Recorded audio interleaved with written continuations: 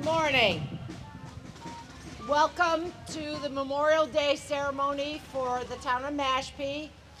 I want to thank everybody for coming this morning. My name is Mary Bradbury. I'm the Recreation Director. It is my honor and privilege each year to honor our fallen soldiers from our town. So thank you for being here. At this time, I'd like to welcome our VFW post members and our Women's Auxiliary.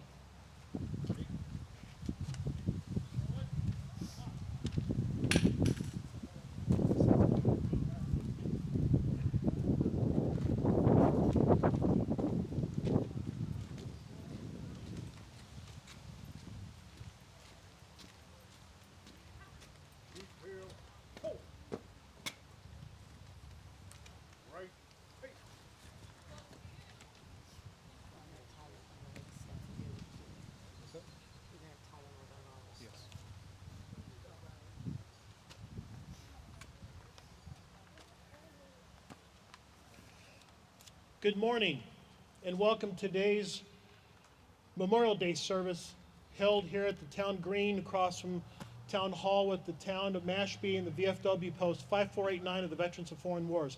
My name is Stephen Coughlin and I'm the post commander. Each year on Memorial Day and Veterans Day, we all face the Veterans Garden so that we may raise the flag.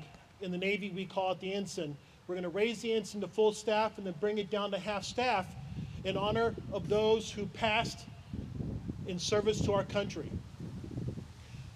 Afterwards, we'll do the Pledge of Allegiance and the National Anthem. So at this time, I would like everyone to please turn and face the Veterans Garden for the raising of the national flag. All in uniform. Present arms. I pledge allegiance to the flag of the United States of America and to the republic for which it stands, one nation, under God, indivisible, with liberty and justice for all.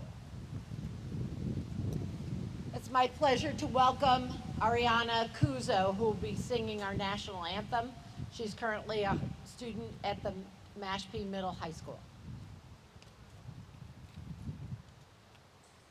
Oh, say, can you see by the dawn's early light what so proudly we hailed at the twilight's last gleaming, whose broad stripes and bright stars through the perilous fights of the ramparts we watched were so gallantly streaming, and the rockets rang clear, the bombs bursting in air gave proof through the night that our flag was still there. Oh, say does that star-spangled banner yet wave o'er the land of the free and the home of the brave? Order, arms.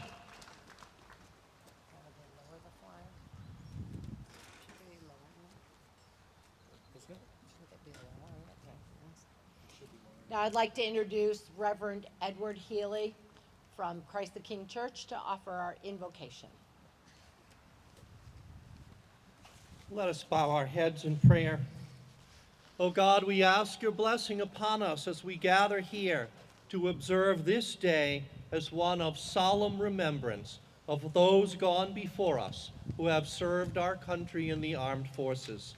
Strengthen our resolve to never forget the sacrifices they made and the hardships they endured to defend freedom and promote justice in our nation and throughout the world. May this gathering express our deep gratitude and high respect for those whose patriotic service costs them their very lives, as it brings comfort to all Gold Star families in the reassurance that the supreme sacrifice made by their loved ones will never be forgotten.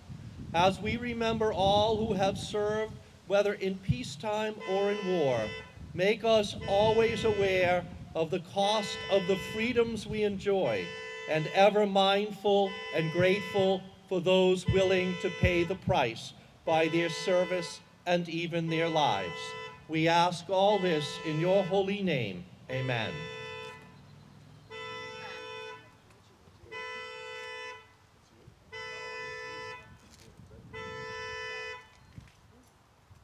All right then.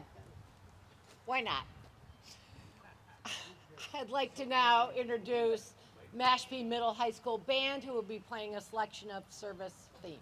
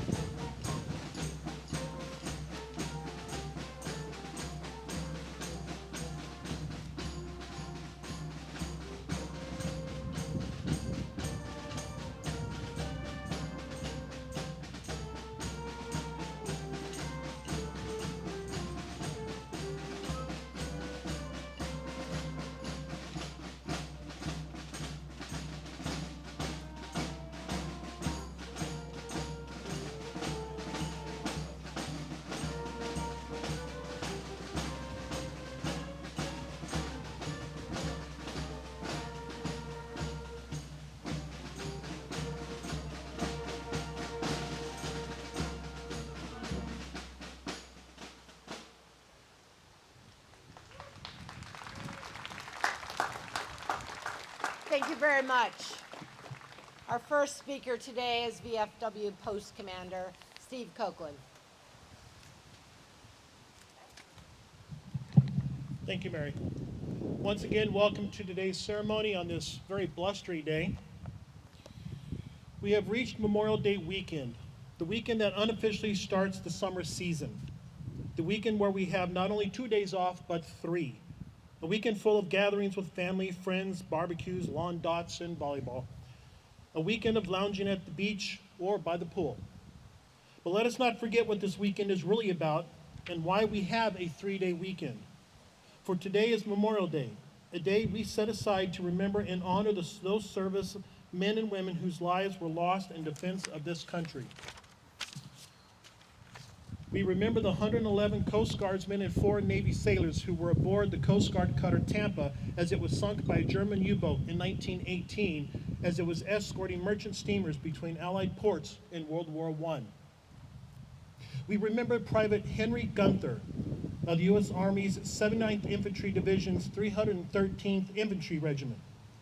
Private Gunther was the last American killed in World War I, just 2 minutes before the armistice ended hostilities at 11 o'clock on November 11th, 1918.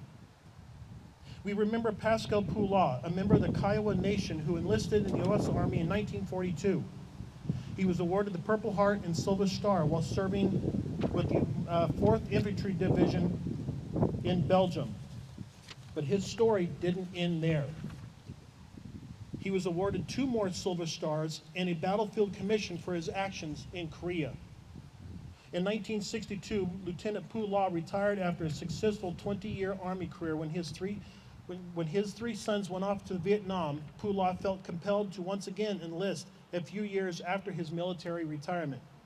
He sacrificed his commission to serve as a senior NCO in combat. On November 7, 1967, Pu La led a squad that was ambushed during Operation Shenandoah II in Loc Ninh. Hit by fire, he attempted to pull one of his wounded soldiers to safety before succumbing to his own wounds. A veteran of 3 wars, First Sergeant Pu La was posthumously awarded his 4th Silver Star and 3rd Purple Heart. The lives of our fallen soldiers were lives not lost in vain or anguish. For each life lost was contributed to the evolution of America as we know it today. A free nation, a strong nation, a nation that stands tallest when we stand together. So as we stand together today, we're reminded of the true cost of freedom. And while we as a nation mourn the lives lost, we celebrate the lives lived and are forever grateful. Above all, in an attempt to pay back our debt as American citizens, we also must not only remember the fallen, but it is our responsibility to teach our youth that nothing comes without cost, and that sacrifices are meaningless without remembrance. The men and women who died for our freedom represent the diverse patchwork that the United States of America. They were the rich and poor, black and white, male and female. They were from cities, farms, and suburbs. They came from every ethnicity, background, and political spectrum. In short, they look like any one of us. Their one common characteristic is that they all took an oath to serve and, if necessary, die for America if called upon. So let us take this time to remember and honor the men and women who have given their lives for this great country. Let us reflect on their courage, their sacrifice, and their dedication to a cause greater than themselves. And let us recommit ourselves to the cause of freedom, justice, and democracy so that the legacy of our fallen heroes will live on for generations to come. We continue to mourn their loss, but most of all, we celebrate their lives. God bless our departed heroes, their families, and God bless America. Thank you.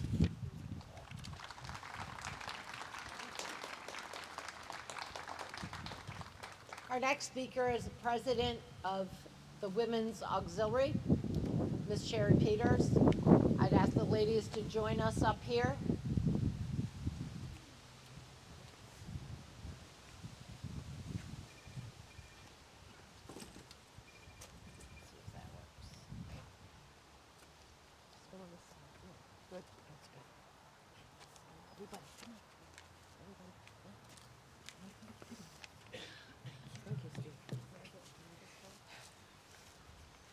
Good morning and welcome from the Mashpee Memorial Auxiliary Post 5489 of the Veterans of Foreign Wars to the United States of America. My bad. I can't hear you. Oh, no. Today, our auxiliary and post are in mourning. The heavens have received our youngest auxiliary member, Annette Lee Oakley. She is the granddaughter of the late veteran Wilbur A. Oakley and auxiliary member Hazel Oakley. Her grandfather served in the Army and fought in World War II, along with 78 other Mashpee men and women. We request to have a moment of silence for this beautiful young mother of 3 children, her auxiliary mother, and family. She will always be in our hearts. This is the way. God bless America. Thank you, Sherry. Our next speaker this morning is the Vice Chair of the Mashpee Select Board, Mr. Thomas O'Hare.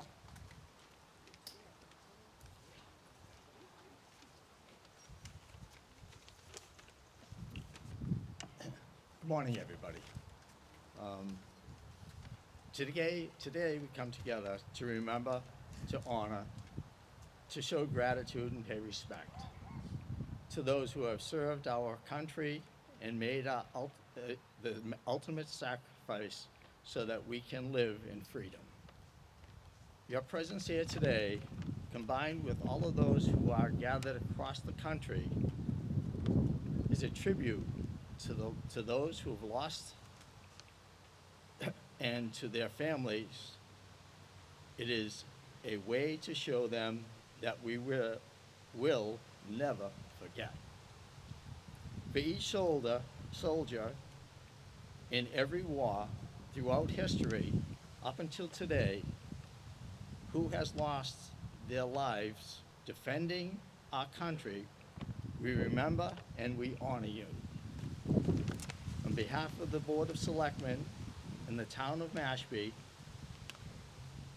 thank you for taking the time to attend our Memorial Day service.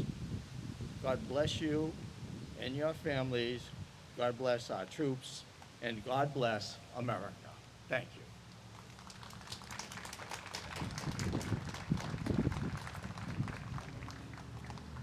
Our next speaker is Brigadier General, U.S. Air Force, Mr. Christopher Faux.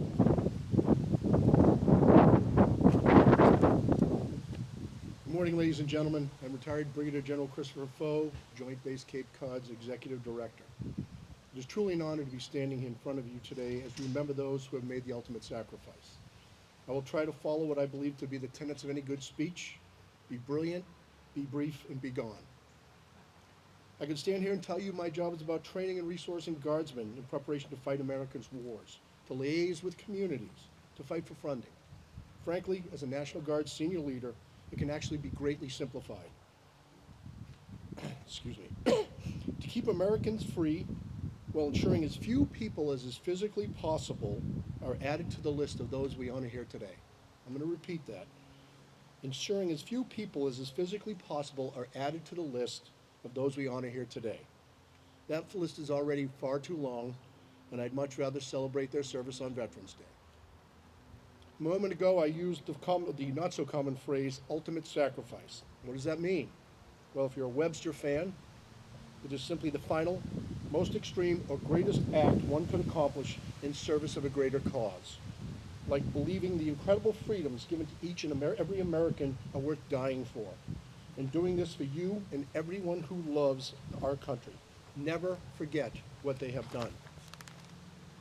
Forgetting their sacrifice is the abandonment of everything on which this country is based. May as well sign up for Babel or Rosetta Stone and select Chinese, Korean with a northern dialect as your top three. In 1918, Massachusetts governor and later president of the United States, Calvin Coolidge, reminded the people of Massachusetts to ensure that their nation's war dead were remembered, saying, "The nation which forgets its defenders will soon be forgotten itself." President Coolidge could have not been more accurate, yet Americans have a strong tendency to do so. The memory of exactly how they obtained the incredible freedoms granted by one of the world's greatest documents, the Constitution of the United States of America, is far from constant, maybe sporadic at best. For you STEM people in the crowd, I will give you my standard support curve of everything other than the military. You have things that wane and wax, kind of sinusoidal. Well, unfortunately, the military support curve kind of looks more like this, where we get a peak, and then there's a long distance and a peak. The distance between those peaks is not a mathematical function, it's purely event-driven. With the exception of the Vietnam War, where we abandoned the young men and women who answered the country's call, the support curve usually has short peak that correlates with conflict. 9/11 is the perfect example where everyone was a patriot until they weren't. Please don't allow day-to-day politics to affect your treatment of the men and women who have served this country with honor. Remember, war is declared by civilians, but fought by the military. The military, who make up less than 1% of this U.S. population, and I need you to think about that. 77% of the people in this country from ages 17 to 24 do not qualify for military service, and that number continues to rise. Of the remainder, less than 1 in 23 end up in uniform. Please don't take this as a misrepresented attempt at recruiting. It is simply a way to reiterate how few have represented the many and why they are truly so special. In an attempt to add a more personal touch to today's event, I stopped by the memorial just over there earlier this week to note some of the names honored herein. I also read a paper authored by Jacob Denny entitled "The Service of the Mashpee Indians in the American Revolution," from which I'd like to read a quick excerpt. One group of men that fought the American Revolution faced casualty rates approaching 95%. Can't hear me? Sorry about that. And although their service had profound impact, they remained largely unknown. These men all came from the same small town on Cape Cod, Mashpee. All of them were Indians, although only a few dozen Mashpee men served in the Continental Army. There were only 36 male heads of household in the entire town. That's quite a significant number. The service of these men fits within larger trends for colonial Indian military service, but many factors make their contribution to the war effort a profound one. And although they championed the rhetoric of the revolution, like many minorities, they found themselves disenfranchised by its outcome. From what I could gather from the memorial just a few leagues from here, these impacted more than individuals, but entire families. I read names like Church and Joseph Asher, Elijah, James, and Joseph Keeter, Daniel, Hosea, and Joseph Pockner, assumed to be brothers, cousins, relatives of some kind, all sacrificing for the greater good. I salute the Wampanoag and Greater Mashpee communities for their contributions to our freedom.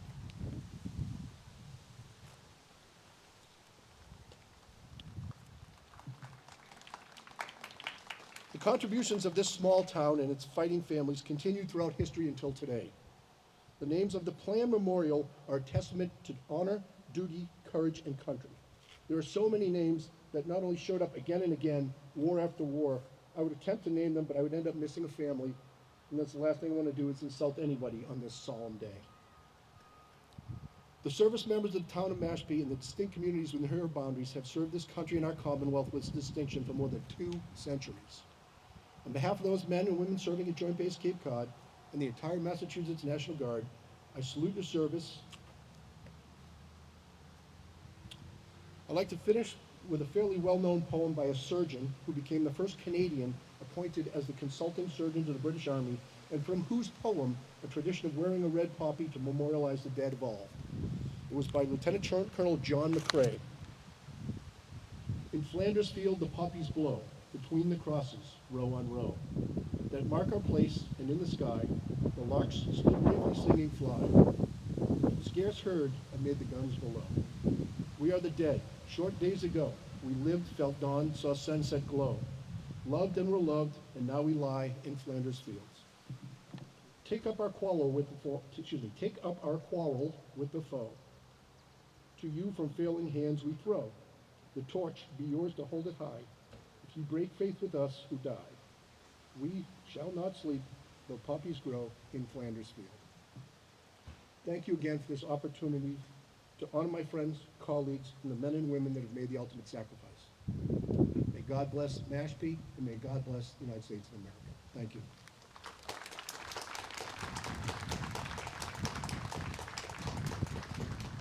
Thank you.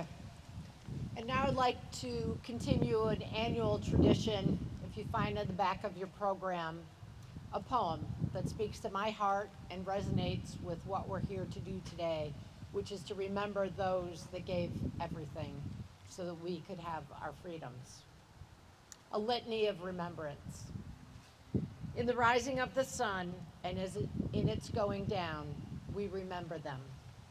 In the blowing of the wind and in the chill of the winter, we remember them.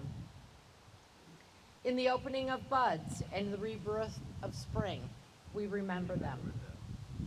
In the blueness of the sky and in the warmth of summer, we remember them.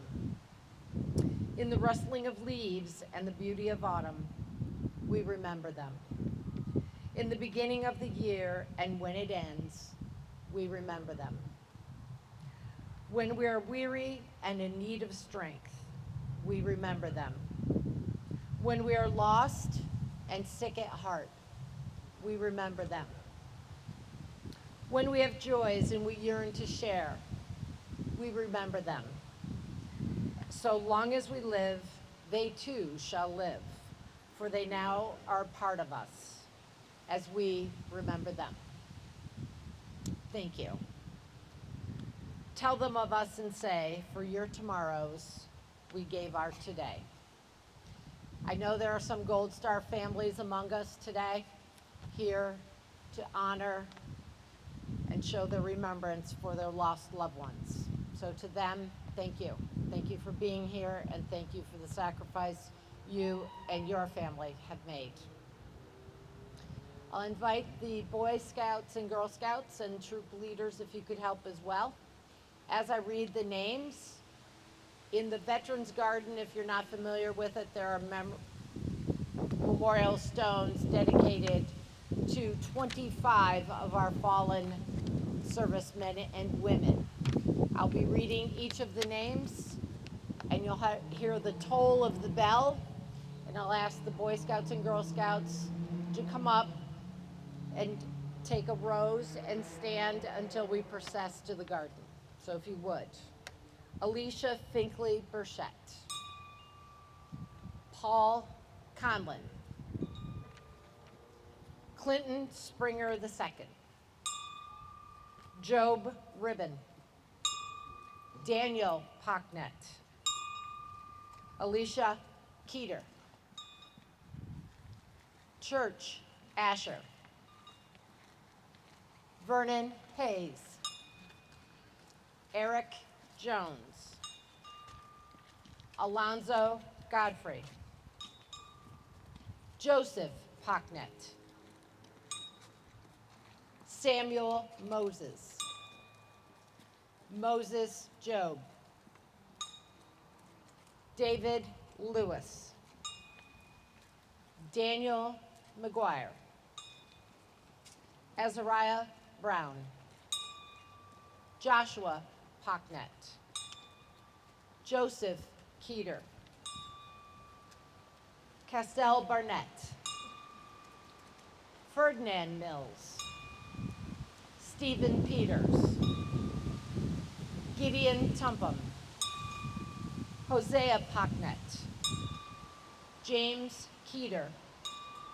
And Joseph Asher.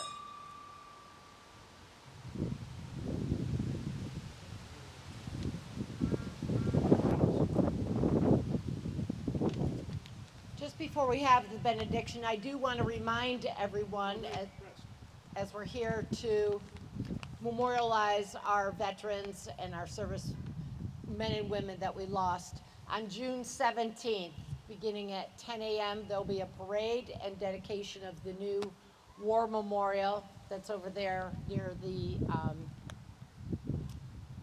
that cover thing. Pergola, thank you. So I want to invite you to be part of that and come and join us as that monument is dedicated. And you'll find that on the Mashpee town website, more details. All right, I'll invite Reverend Healey once again to give us the benediction.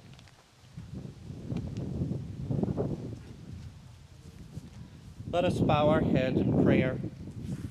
God of all righteousness, bestow the just reward and eternal peace on the souls of those whose service we have paused to honor and remember this day, and bless all those presently serving.